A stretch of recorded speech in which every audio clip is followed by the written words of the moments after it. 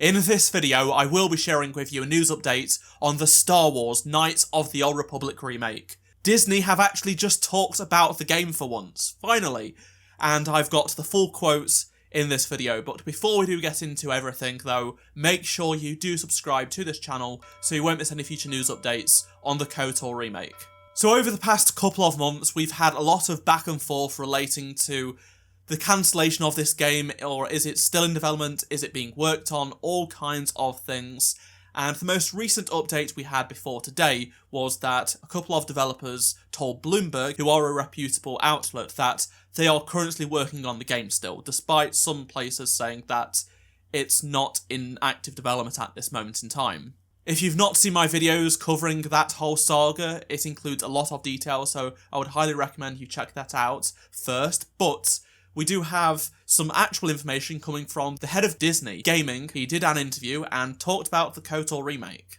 The interview was conducted by Stephen Totilo, a reputable games journalist, and he asked the head of gaming, Sean Shoptaw, about a bunch of things. This includes the recent Star Wars games, the KOTOR remake, Indiana Jones, Marvel games, and more. The interview was really good and gave us a much better insight as to how they actually do games at Disney. But let's now get into the most important part of this whole interview, and it was about the KOTOR remake. Stephen did ask about it, and whether it's ever going to happen.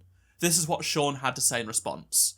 Not a lot I can say on that point, for hopefully obvious reasons, but KOTOR is obviously an incredibly popular game, one that we are incredibly proud of, and think that there is still a lot of demand for. I'll leave it there. So, it's not a great answer, but it's far better than what we've received from Embracer over the past few months and years, honestly. There should be far more transparency. So let's break down what he actually says, because I think the main thing is that he doesn't say it's cancelled.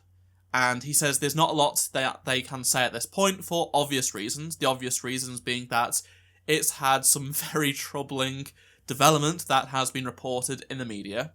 They acknowledge that KOTOR is incredibly popular, and they're incredibly proud that they have it, and that they know and acknowledge there is a lot of demand for more KOTOR.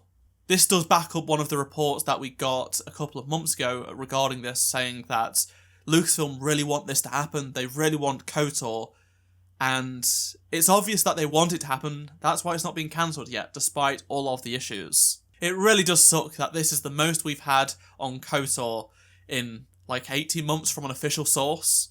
Like I've said in my previous videos, if they just talked about it and was honest with us, kind of like this but more so, then we'd be happy with that honesty. We'd rather hear the honest part of it having issues than being left in the dark and having to listen to reports with potentially not necessarily 100% true and accurate information.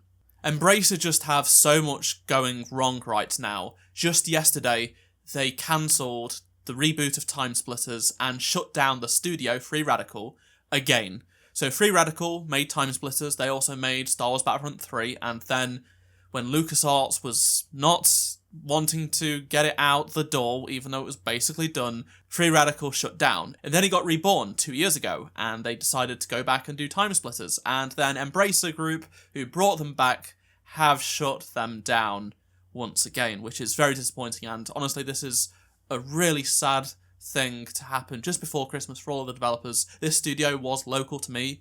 Both iterations of it, they made Battlefront 3. They were even working on Battlefront 4 before those were both cancelled. It's not just the Time Splitters team at Free Radical that got taken down. The Insurgency developer, New World Interactive, have also been shut down by Embracer Group. Saber Interactive, the parent company of Insurgency developer New World, and they're under the umbrella of Embracer Group, are going through a lot of changes right now. They have a lot of projects going on. They also are working on the KOTOR remake.